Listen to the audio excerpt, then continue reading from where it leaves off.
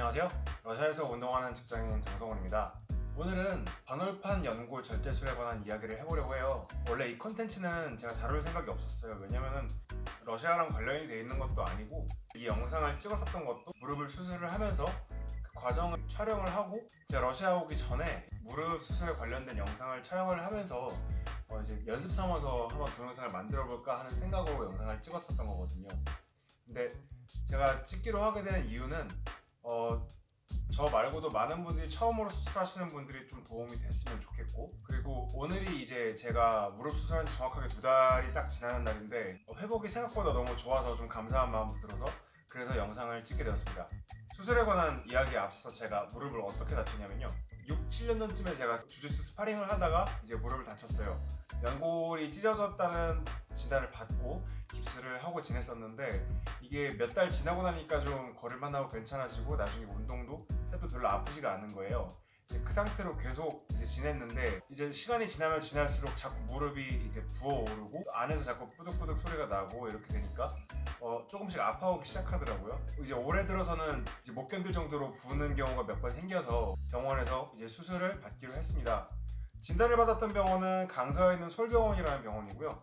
수술을 한 병원은 경찰병원역 근처에 있는 코리아 정형외과라는 수술을 했습니다. 뭐 광고랑은 전혀 상관없고요. 말 그대로 제가 했던 객관적인 사실에 대해서 이야기를 드리는 거예요. 수술 전날에 이제 다리털을 다 밀고요.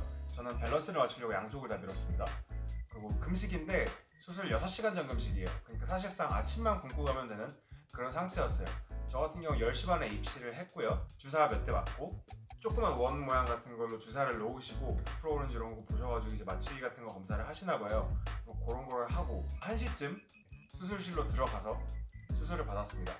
수술 과정에 대해서 간단하게 말씀을 드리면은, 예전에 이을용 선수가 중국 선수 때려가지고 그 을룡타라는 사건이 있죠. 그 선수가 쓰러진 자세, 그 자세로 이제 마취를 하는데 이게 신기하게 제가 돌아누운 쪽으로 마취액이 흐르나 봐요. 그러니까 저 같은 경우는 왼다리를 수술을 하니까 이제 옆으로 누워가지고 뒤에서 이제 척수 주사를 맞는데 왼쪽부터 이제 뻣뻣해 오기 시작하더라고요. 수술 시간은 한 15분 정도인데 정말 순식간에 지나갔고 하나도 안 아팠습니다. 무슨 소리가 들리기는 하는데 아무것도 느껴지진 않아요. 생각보다 엄청나게 간단하게 끝났고 또 실제로도 되게 간단한 수술이라고도 해요.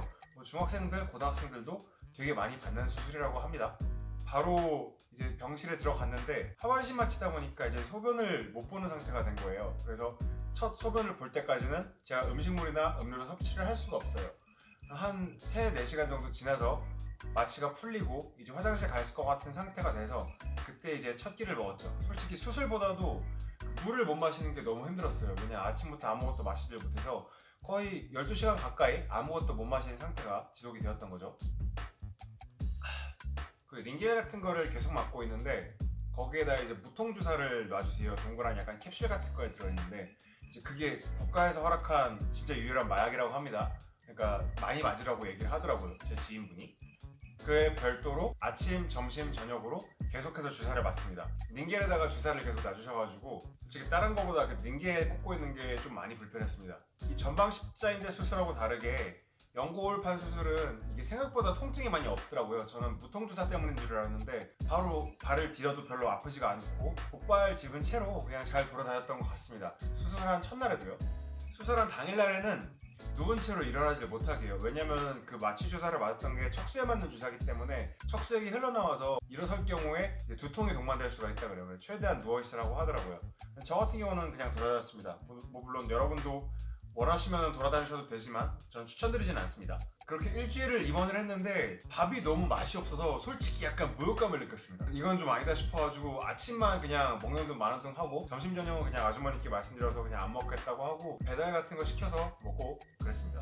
그리고 주기적으로 관절 내시경을 하고 나면 이제 상처를 꼬매는데 소독을 해주셨고요. 그러고 나서 나중에는 그게 거의 딱딱하게 말라붙어가지고 약간 딱쟁이처럼, 실밥이 딱쟁이처럼 변한 상태로 퇴원을 하게 되었습니다. 무릎은 계속 부어있었어요. 그 상태로 솔직히 걸어다닐 수는 있는데 계단 같은 거 내려갈 때, 언덕 내려갈 때 정도는 많이 아프고 올라가고 이럴 때는 거의 무리가 없더라고요. 의사 선생님께서 퇴원하고도 일주일 정도는 목발을 집었으면 좋겠다 이렇게 말씀하셔서 걸어다닐만 했어도 목발을 계속 꾸준하게 짚고는 다녔습니다. 그때 그 3달 정도 걸린다고 하셨죠? 복귀? 예, 완전히 돌아갈 때까지 운동하는 거. 복귀는 그 전에도 할 수 있어요. 근데 이제 전처럼 풀로 완전히 하려는 게 그렇게 걸린다 말씀. 암시를 얘기를 하면 의사들이 이제 부담스러워서 얘기를 못 하고 왜냐면 지금까지 하면은 이제 거의 한 80%가 원고는 없어진 거예요. 네네. 그거를 원상복귀라고 할 수는 없죠. 이제 나머지 가지고 이제 끌어내는 건데 네. 이 병원에서 해야 될 재활은 그렇게 오래 걸리지 않습니다. 그다음부터 이제 체력 훈련들이거든. 네. 그러니까 경기 시간이 짧은 운동 선수들은 한 달 내에 복귀를 해요.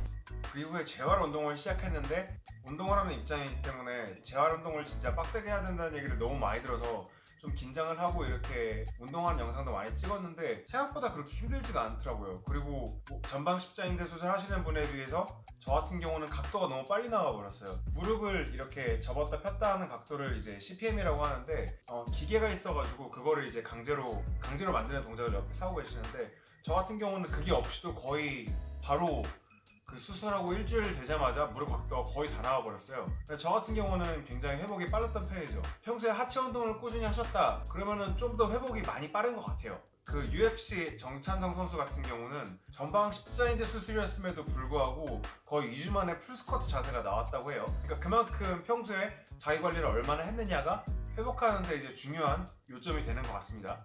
수술하기 전에 정말 많이 했던 운동이 이제 크로스핏인데 이제 크로스핏 같은 경우는 풀스쿼트 자세가 많이 나오죠. 수술하고 나서는 스쿼트 자세를 할 때 좀 무리를 안 하려고 하는 편입니다. 적당히 하고 있는 편이고 그 외에 풀업이나 이런 자세들은 거의 다 제대로 하고 있습니다.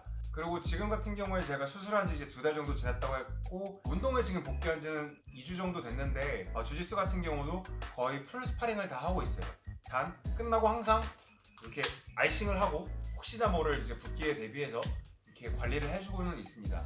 실밥을 풀 때 무릎 수술을 해주셨던 온승표 원장님께서 하셨던 말이 무릎의 80%의 연골을 제거를 한 셈이다. 20% 정도가 남았는데 이거를 얼마나 아껴 쓰느냐에 이제 달렸다 이렇게 말씀을 하시더라고요. 관리를 꾸준하게 계속 해줘야 되는 것 같아요. 많은 분들이 그냥 퍼센트로 그걸 생각을 하는데 그게 잘못된 표현이라 그래요. 입체적인 거기 때문에 이거를 퍼센트로 본다는 거는 좀 잘못된 생각이라고 얘기를 합니다. 그리고 이런 얘기도 많이 들려요. 무릎 연골 같은 경우는 수술을 안 해도 괜찮다는 얘기가 있다고 해요. 그게 사람마다 다르다고 합니다. 이 정도와 그 각도에 따라서 그 수술을 하고 안 하고가 다 다르다 그래요. 저 같은 경우는 수술을 해야 됐었는데 무릎이 괜찮으니까 저도 수술 안 해도 되는 케이스인 줄 알고 그냥 계속 버텼던 거죠.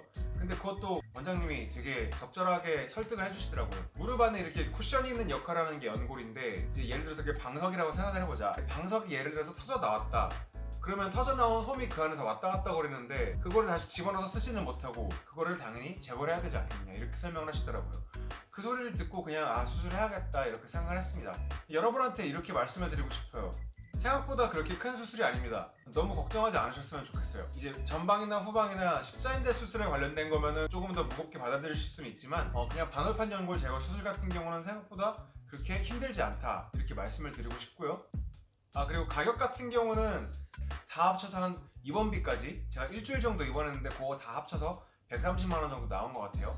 생각보다 비싼데 근데 이제 보험 처리가 되니까 그래도 괜찮았습니다. 이럴 때를 대비해서 조금 비싼 보험을 들어놨는데 드디어 좀 효과를 본 것 같습니다.